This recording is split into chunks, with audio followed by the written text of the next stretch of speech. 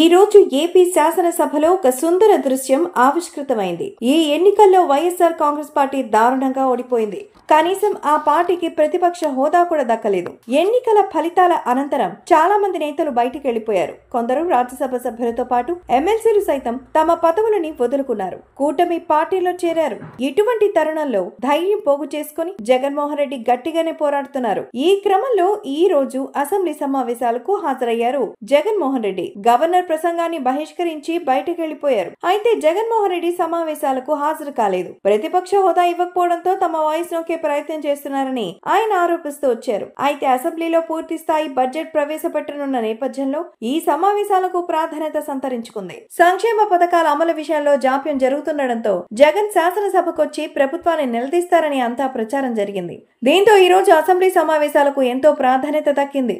అయితే వైఎస్ఆర్ కాంగ్రెస్ పార్టీ సభ్యులంతా పార్టీ కండువాలతో సభలోకి వచ్చారు. ఎమ్మెల్యేలతో పాటు ఎమ్మెల్సీలు కండువాలు వేసుకుని కనిపించారైతే ఓ ఎమ్మెల్యే మాత్రం కండువా లేకుండా కనిపించడం అక్కడ హాట్ టాపిక్ అయింది. ప్రకాశం జిల్లా ఎర్రగొండపాలెం నియోజకవర్గానికి చెందిన రాజశేఖర్ పార్టీ కండువా వేసుకోలేదు. దీంతో అందరూ ఆయన వైపు ఆసక్తిగా చూశారు. ఈ ఎన్నికల్లో ఎర్రగొండపాలెం టికెట్ ఇచ్చి ప్రోత్సహించారు జగన్. కూటమి ప్రభుత్వంలో సైతం రాజశేఖర్ గెలిచారు. అయితే జగన్మోహన్ రెడ్డి గమనించి అసంతృప్తి వ్యక్తం చేసినట్టుగా తెలుస్తోంది. సమావేశాలను బహిష్కరించిన అనంతరం పార్టీ రాజశేఖర్ ని పిలిచి మందలించినట్టుగా ప్రచారం నడుస్తోంది. కండువా ఎందుకు వేసుకోలేదని ప్రశ్నించినట్టు సమాచారం. అయితే తాను మర్చిపోయానని ఆయన బదులిచ్చినట్టు తెలుస్తోంది. మర్చిపోయారా, కండువా మార్చేస్తారా అని అధినేత జగన్మోహన్ రెడ్డి ప్రశ్నించేసరికి రాజశేఖర్ నీళ్లు నవ్వినట్టుగా తెలుస్తోంది. ప్రస్తుతం సోషల్ మీడియాలో ఇది హాట్ టాపిక్ గా మారింది.